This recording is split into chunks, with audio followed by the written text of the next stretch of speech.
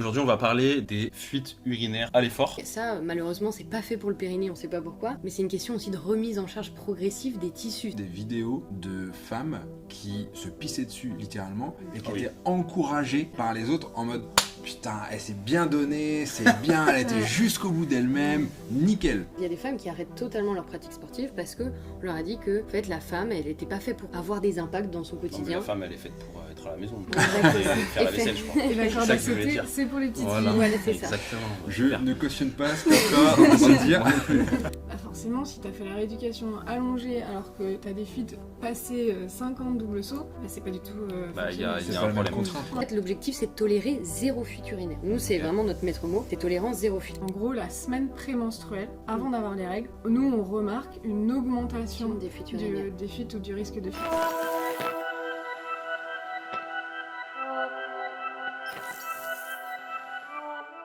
Bonjour les amis, aujourd'hui on est avec les filles de Women in Progress, WIP. Je vais vous laisser vous représenter juste après. Et notre très cher JP, le fameux, le Salut. seul et l'unique. Aujourd'hui on va parler donc des fuites urinaires à l'effort. Mais avant de rentrer dans le vif du sujet, je vais vous laisser vous représenter pour celles et ceux qui ne vous connaissent pas encore. Donc on est Lise et Laura, ça va être une présentation assez similaire parce qu'on a fait toutes nos études ensemble. On est toutes les deux kinés du sport et surtout coach spécialisé en santé pelvienne de la femme.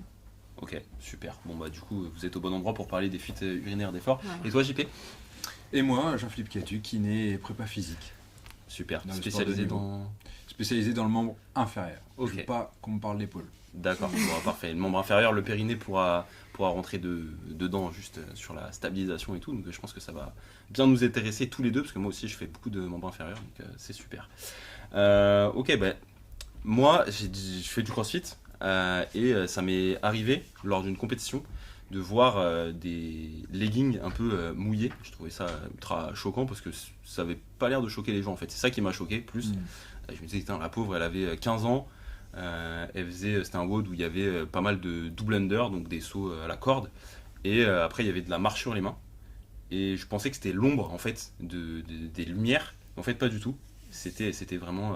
elle avait eu des fuites, en fait. Et du coup, ça m'avait hyper choqué. Donc, qu'est-ce qu'on peut dire à ce sujet-là?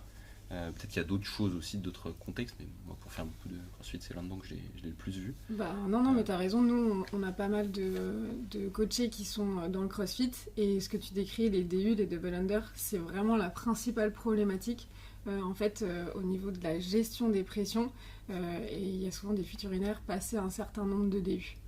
Et il y a la technique de mettre le legging noir pour éviter que les fuites se voient. Ah, ça, j'ai entendu ça. Il y a les Bien vu. techniques de, Ouais. il y a les techniques de mettre des culottes menstruelles comme un peu des couches absorbantes, oui, quoi. ok.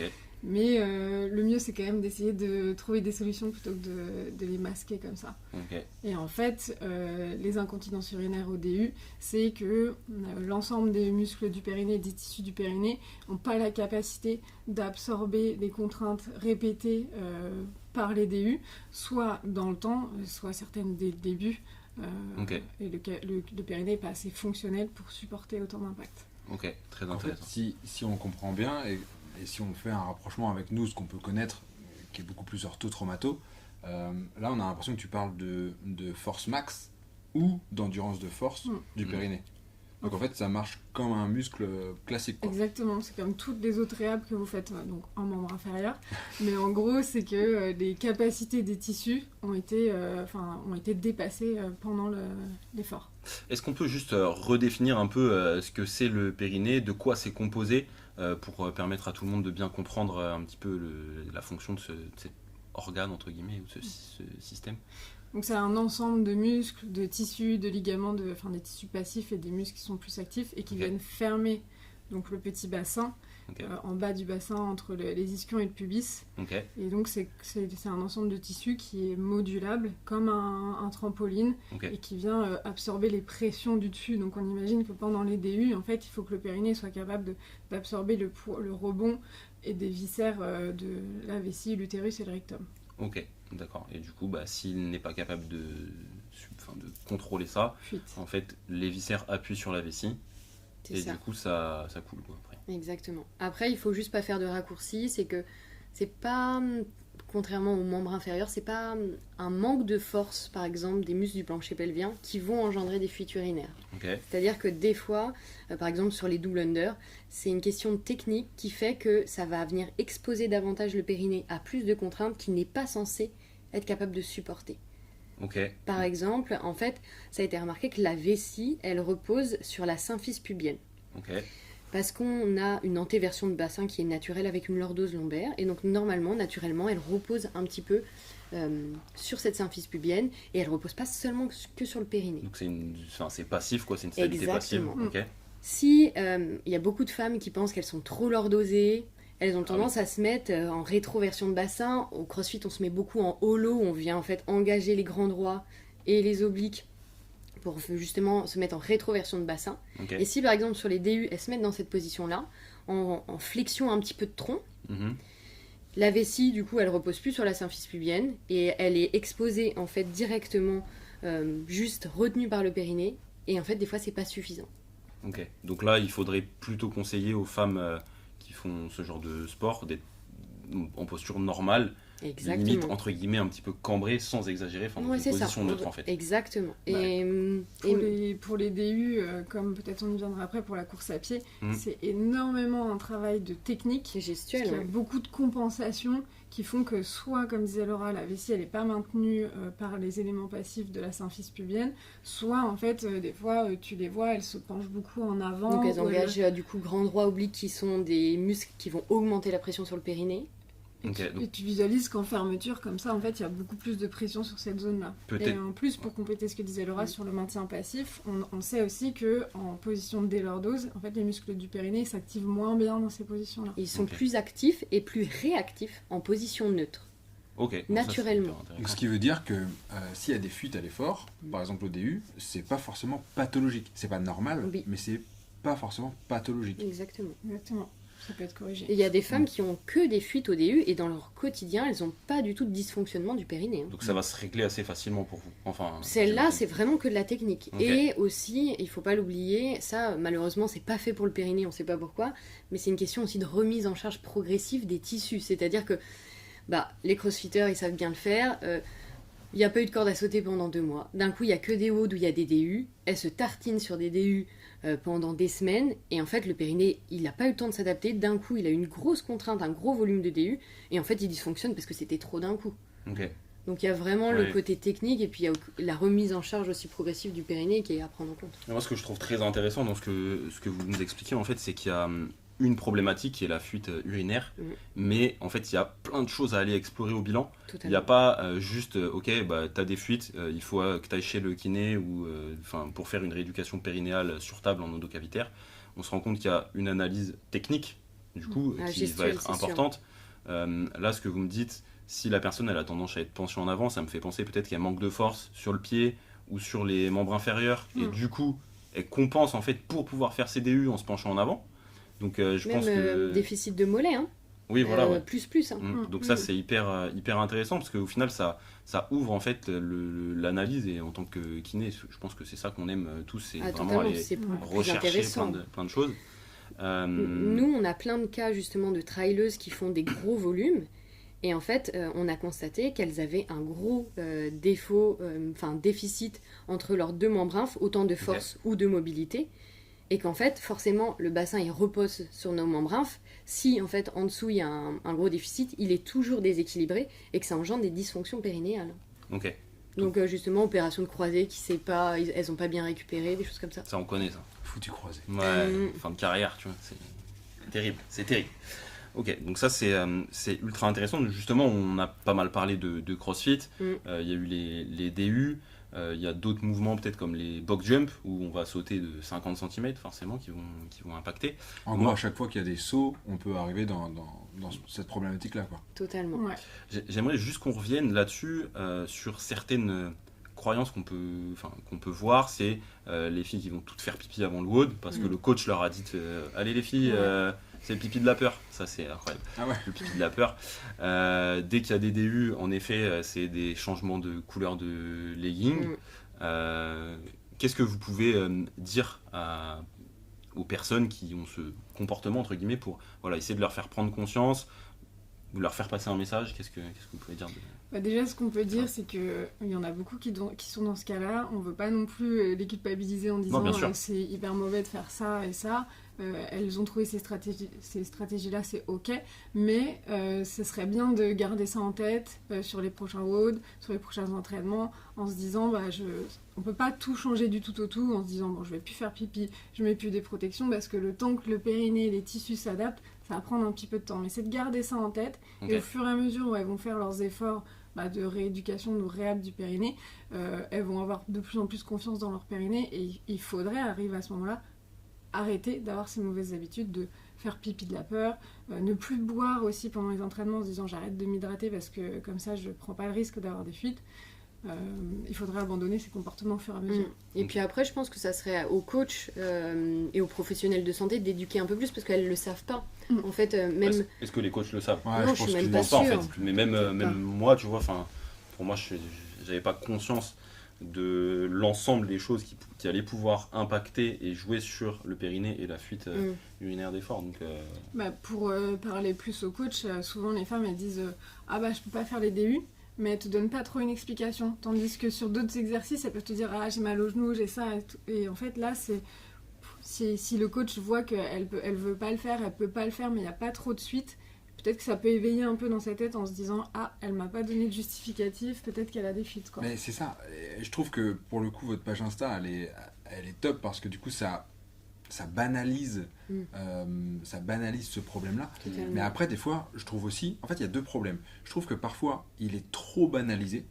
Par exemple, je me souviens que pour la formation BP Sport, Camille Lois, qui intervient sur cette problématique-là, elle nous avait montré des vidéos de femmes qui se pissaient dessus, littéralement, et qui étaient encouragées par les autres en mode « Putain, elle s'est bien donnée, c'est bien, elle était jusqu'au bout d'elle-même, nickel !» Donc là, du coup, c'est trop banalisé, c'est même normalisé, c'est même quasiment un objectif à aller chercher parce que ça signe la performance. Et de l'autre côté, il y a l'extrême inverse, c'est justement surtout ne pas en parler, on en garde comme un tabou, et on le met sous le tapis, et je peux pas faire des DU, pourquoi ? Parce que je peux pas faire des DU, et surtout, faut pas en parler. Et dans les deux cas, en fait, les solutions ne sont que palliatives. C'est-à-dire on arrête les DU ou on arrête le sport en question. Par exemple, je pense aux trampolines, les jeunes femmes qui font du trampo, il y en a plein qui arrêtent à cause de ça. Ou alors, comme vous en avez parlé, on essaye que ça se voit le moins possible, de pas trop laisser de traces par terre, on fait avec. Mais je rebondis sur ce que tu disais du fait d'arrêter le sport en question. Il y a aussi, par exemple, des professionnels de santé qui vont dire le trampoline ou le crossfit ou l'haltéro, c'est pas du tout un sport qui est bon pour le périnée, vous avez des fuites, vous arrêtez.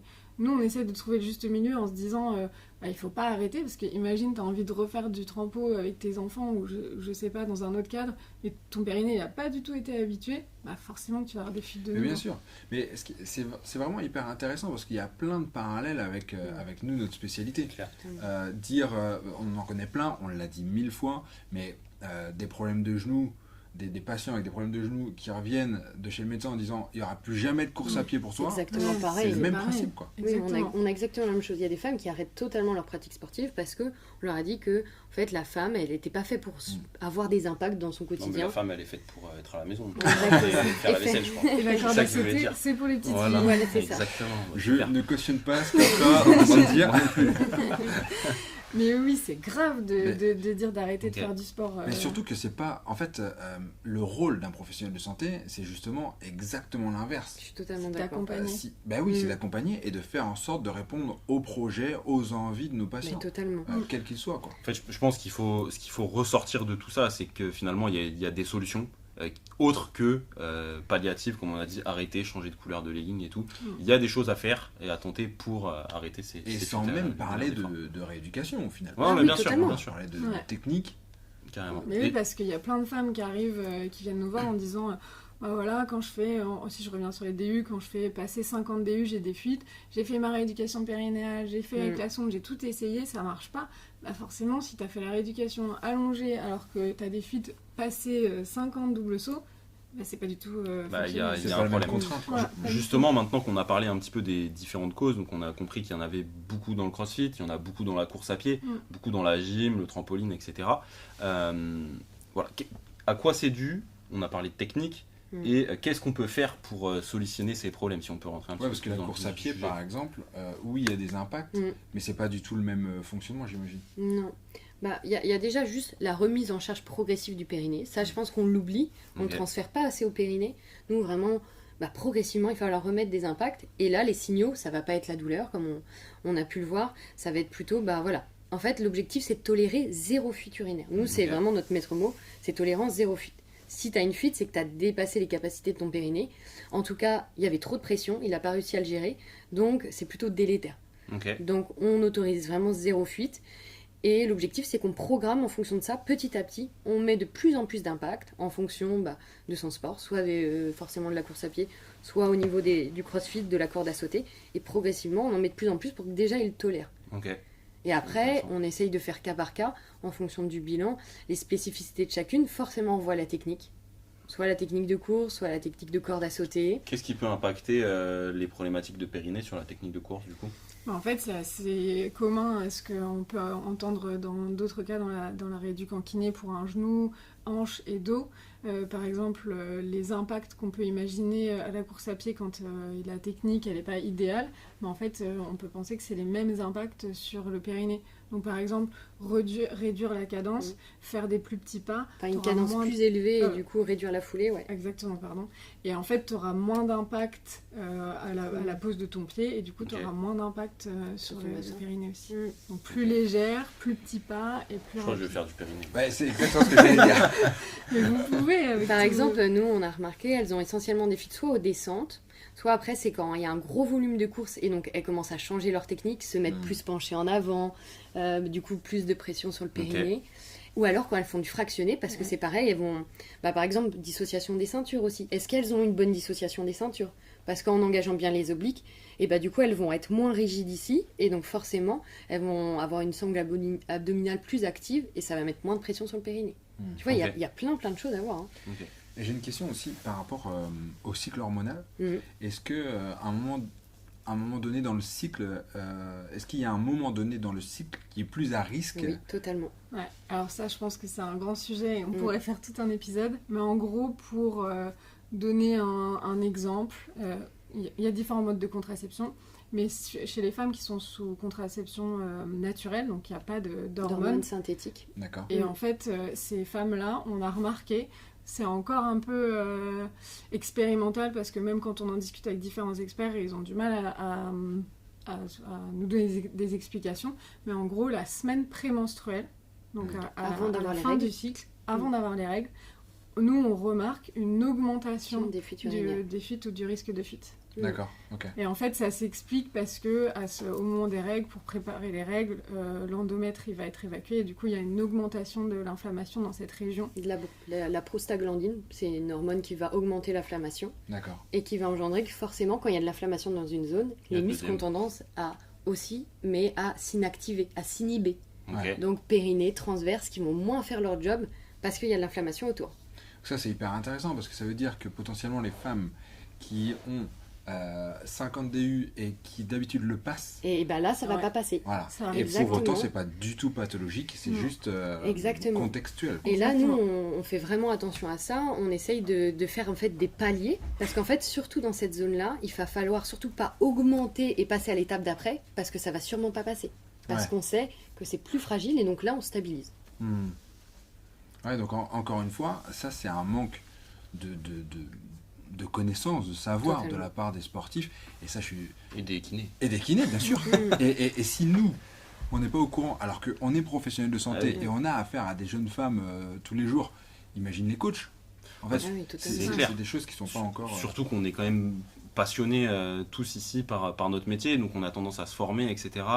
Mais ça, moi, c'est des choses que j'apprends qui sont totalement nouvelles. bien Donc sûr. ça veut vraiment, pour le coup, ça veut dire que je pense qu'il y a énormément, très peu de personnes même connaissent tout ça sur le périnée. Donc Ouais, c'est tout à fait. vraiment très Et intéressant. si on a des auditeurs et des auditrices qui veulent en savoir plus sur tout le système hormonal, il y a Juliana Antero. Totalement. Exactement, Là, on a Nous, été se formés par forme, elle. Ah, ok. ouais. Donc sa page, je crois que c'est Empower. C'est Fempower. Fempower, Il me pardon. semble, ouais. Mais Ouais. elle est vraiment, c'est une chercheuse de l'INSEP, elle est vraiment très calée là-dessus. Et puis, elle essaye de le vulgariser Exactement. et tout. Donc on Non en seulement parle elle de est plus en méga plus. calée, mais son message est très facilement Ouais. compréhensible. Ouais. Totalement. Ouais. Et puis ça permet vraiment, nous, on essaye d'optimiser justement de la réhab au cycle des femmes, parce que c'est de plus en plus prouvé en fait, qu'on peut justement, elles vont beaucoup mieux récupérer à une certaine période qu'à une autre, et il y a une période où c'est un petit peu plus justement fragile, et là, il va falloir adapter et le volume et l'intensité. Et c'est ça, et c'est Mm. pas du tout juste un problème de muscle. Ah non, pas du Non. tout. Non, non. Est-ce que les femmes sont. Enfin, vous avez l'impression qu'elles sont vraiment à l'écoute de leur corps ou pas tant que ça finalement sur leur. Bah, nous, celles qui arrivent à nous, elles sont quand même assez à l'écoute. Mais parce qu'elles ont eu des dysfonctionnements. Ouais. Moi, je pense qu'on nous apprend pas à être à l'écoute et du coup à savoir comment adapter son entraînement, comment l'optimiser.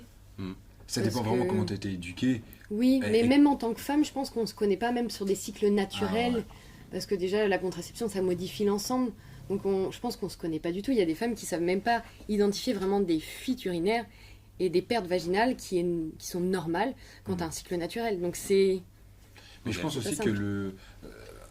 je te rejoins, je vais pas te rejoindre là-dessus, c'est toi qui connais beaucoup mieux ça que moi, mais je trouve aussi que dans le sport, Mm, les gens sont pas assez éduqués à ça, et totalement. donc du coup on fait pas trop gaffe à ça. Non. En fait, que ce soit dans le crossfit, dans les sports de combat ou dans la gym, ça Non, bah, peut être... totalement. Ah, c'est un monde masculin en fait. Ouais. Donc Ouais. on pense par notre cerveau masculin. Exactement. c'est- Et puis les études ont fait essentiellement que sur les hommes. Donc en fait, Ouais. du coup, il n'y a pas de référentiel par rapport à la Mm. femme. Et ces spécificités, même ça a été prouvé, enfin, ça commence à être progressivement prouvé, mais dans la phase ovulatoire, a priori, il y aurait un petit peu plus de laxité. Il y a une Ouais.